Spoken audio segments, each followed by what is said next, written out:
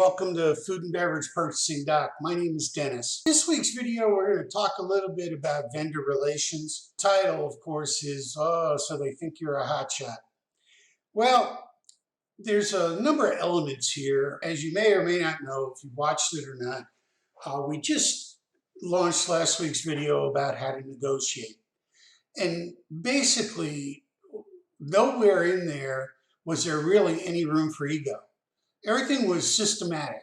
It was just a way to do something to try to get the best deal, the way to position yourself, let's say, or whatever. But nowhere in there was who has the biggest ego and who could beat up a salesman and intimidate them better than the next guy. Okay, even though that might make some people feel good, it really doesn't work. As a matter of fact, it goes against you. You know, my wife working for Cisco for 25 years, and this isn't, and I'm sorry I used the word Cisco because it almost implies I'm talking about them, and I'm really not. I was just the plus one at so many of the bigwig parties and so on like that, and they all forgot, you know, that I was in the business, but on the other side of the fence. Most of them did anyway. And listening to some of the conversation about some of the customers, it was really amazing, okay? Because what it showed was that these people, just like I, were just trying to make a living, for crying out loud. And some of these people that were in charge of whether it's a big chain or even a relatively small restaurant chain, but big volume kind of thing, really felt that they needed to be jerks in order to get the best deal. Where sometimes it did work. I got to be honest with you. There's a couple of chains that come to my mind that I wish I could say, but I won't, on that they did in fact make headway because they were being such jerks. And the other thing is paying your bills. You know, there's a lot of people think, well, I'm holding that invoice for 60 days. That'll show them. Yeah, when interest rates on money is down to, you know, less than 0.5%. Smart move. Okay, when all they got to do is raise your ketchup case, you know, 14 cents, and they just made 3 times their money back. Not a smart move. So what am I really trying to say? What I'm trying to say is get emotion, get ego out of the negotiative process. That's what I'm trying to say. Okay, there was a really, really wise man that I met. He was 30 years my senior. I was working in a restaurant, believe it or not, behind the counter. It was like a Denny's type operation. And he worked at the steel mill, to be straight with you. And he would walk in the door, and he was a regular. Always had, and what fascinated me, he always had a different book.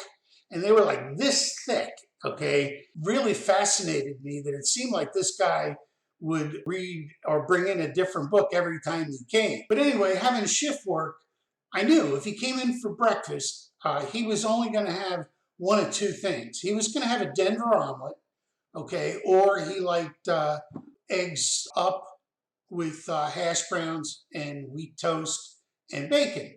Okay, those are the only two possibilities. So when he walked in at breakfast, at the door, he'd look at me, I'd look at him, and he'd hold up either number 1 or number 2, and I'd start his order. Servers couldn't figure it out forever, that they'd walk up and put in the ticket, I'd take it down, hand it back to him with the plate. It was hysterical. But anyway, we ended up becoming friends. And it turns out this guy was tired of the academic life, but he was one of the smartest people on the planet. He had worked with Masters and Johnson. He was aligned with Temple University, doing analysis on the divorce rate at that time in the 60s, and blah, blah, blah, blah. Bottom line is he taught me lots of great stuff. And one thing this guy always said to me that made it really had a big impact on me and never allowed me to look at a staff member again the same way after I heard this from him. People work for only one of two motivations.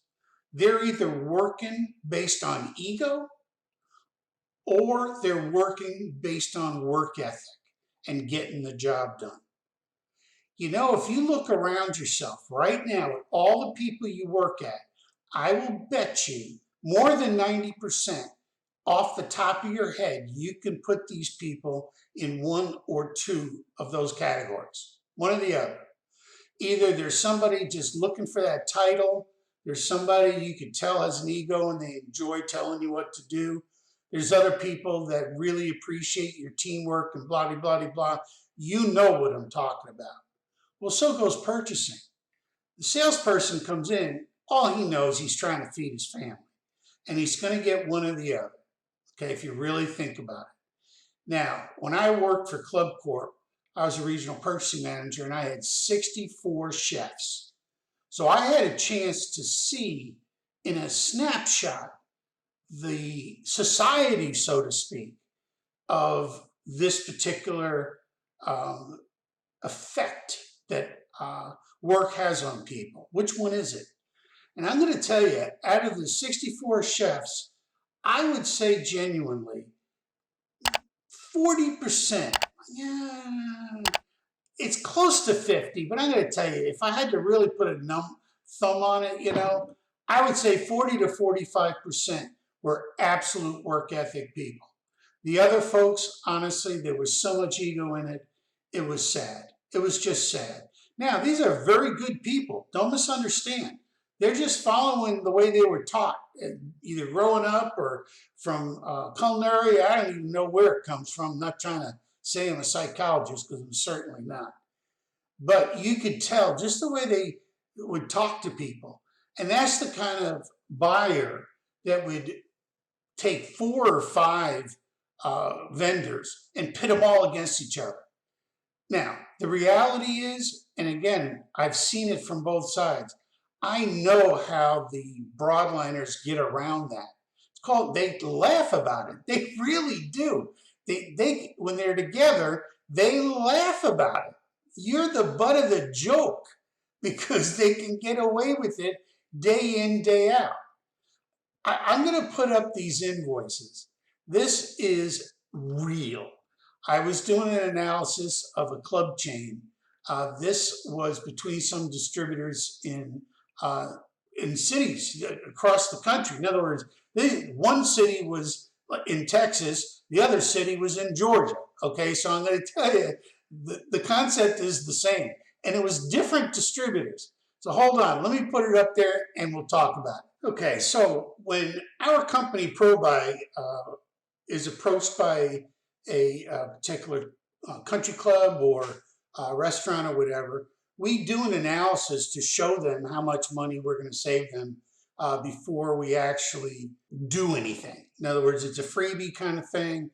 They get a chance to see what we're going to do before we actually have to ask them to sign any, participation agreement or anything like that.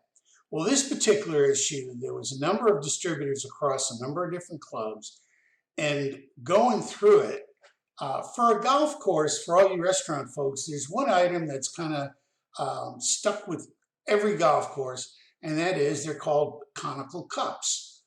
Try to imagine you see a water cooler with those little cone type cups. That's a conical cup. Well, every water station all throughout the golf course, especially in the South when it's 100 degrees out there, people are like dying to get to the next water station. But in any event, they go through a ton of conical cups. Well, needless to say, that's not your normal French fry, hamburger, whatever kind of item. So it's not unusual for a buyer not to really look very closely at this particular item. Well, as you can see here in Georgia, it was about $43.53 a case for the same amount, 25,200 count. So that's 1,000 pieces. Okay, well, this one chef, and isn't it something? It was a chef that has got a particular philosophy, let's say, of buying. And it's not necessarily based on work ethic, okay? There's always, every now and again, feels the need to beat somebody up because they didn't do this or that. In any event, oh my God, he asked for a hot shot of conical cups because he forgot. I mean, that's an easy item to forget. And this particular salesperson sent him that $45 case at $185. Did he catch it? No, of course not. He's busy. Every chef is. Okay, there's no way. And again, that's why I find it so, I don't want to be mean and say comical, ironic at least, that some of these chefs that really think they're the best negotiators somehow forget the reality, the physics of the situation. You're receiving hundreds and hundreds of cases and line items of products every week. Okay, that's not counting. You're doing menus, you're doing banquet menus, you're executing, you're training sous chefs, you know. So it's not a matter of ego. It's just a matter of there's really only so many things you could do to protect yourself. Guaranteed your grocery guy knows that. Now, are they trying to beat you? No. What they're trying to do is that if a particular buyer is hotshot centric, in other words, oh, I forgot to order this, I need you to have it today, blah, blah. You only can do that so many times before they want to get their money back. Because again, here in Texas, it's against state law to put product in somebody's car. When I was doing this, man, the sales folks on a Friday afternoon would be lined up at the dock.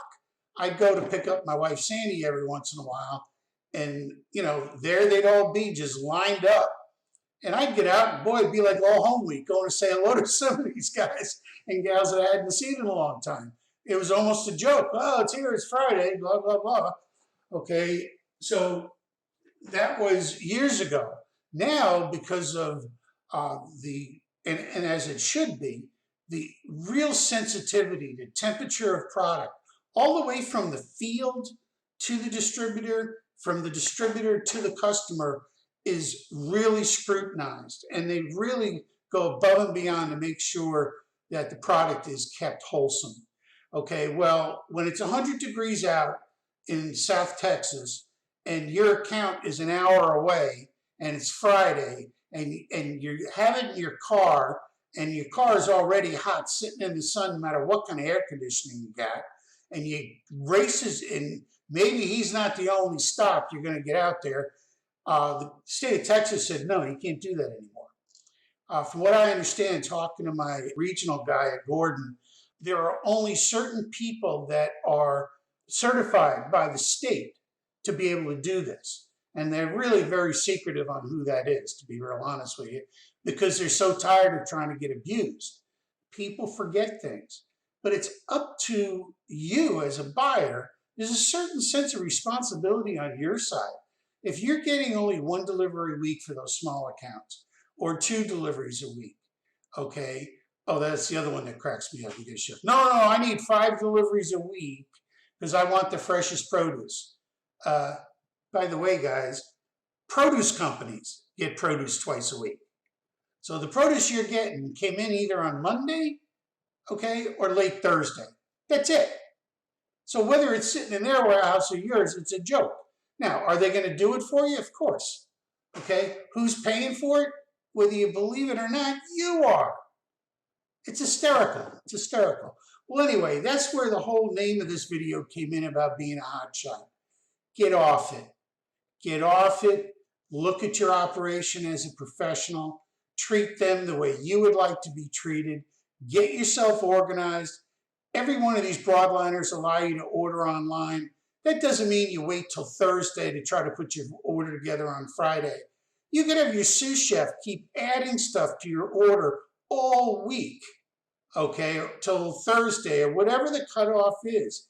And you have a chance to review it. There's a whole big difference, okay? The odds of you missing something, thinking about it for 4 days rather than the night before, is really going to help your food cost. I mean, really, it really is. Whether you see that number or not, it is going to help your food cost. Okay, well, listen, that's it for me. It's time now to let's get personal just for a couple of minutes, and we'll let you get back to work. Okay, thanks. We appreciate you listening. Bye-bye now. Hi. Okay, this is this week's Let's Get Personal. Pretty quick one. When I used to train my managers, I used to tell them, you know, whether you like it or not, you, my friend, are on stage. Just like as if you were a teacher at school. Your staff looks at you and every move, every joke, every facial, and everything is noticed by the staff. Oh, did you hear what Dennis said about blah, blah, blah? Okay, it's just part of the deal. Okay, and sometimes it's flattering, other times, not so much. But the point is, you need to use that celebrity. Use it to make your operation better. When you got a full house and a wait, most people think, well, there's nothing I can do. Well, I know as a customer, and man, I tell you, when my wife Sandy and I go out to eat, and I see them lined up out the door, and I'm eating, and I look my head up and I look around, and I see 6 empty tables, I feel like getting up and running to the front and start seating those people, okay? If you're afraid of double seating, don't be. Do it anyway. Triple seat. It don't matter. Get their butts in the seat, and then you as a manager go take the drink order, get the server from the station next to them to get the drink order at the other table. You do whatever you got to do to keep the flow going. Well, when it came to bussing the table in the first place, that's what I did. And I call all of this set the pace. I'd be standing there, and my bus people, oh, I think that guy's going to get up and whatever. Well, as soon as that people got up, they can't be 3 feet away from that table, and baby, I was running. I get over there, and I'm wiping down the table, stacking glassware, right? And all of a sudden, the busboy comes running over, to try. Well, because they don't like to see the boss moving faster than them. Well, you know what? If you keep doing that enough, everybody's at full tilt. I'll tell you, it's amazing. And you turn that, I guarantee you'll get an extra quarter to a half turn more during a busy meal period by doing that. I guarantee it. Okay, good talking to you. Have yourself a nice evening. Back to work. Okay, bye.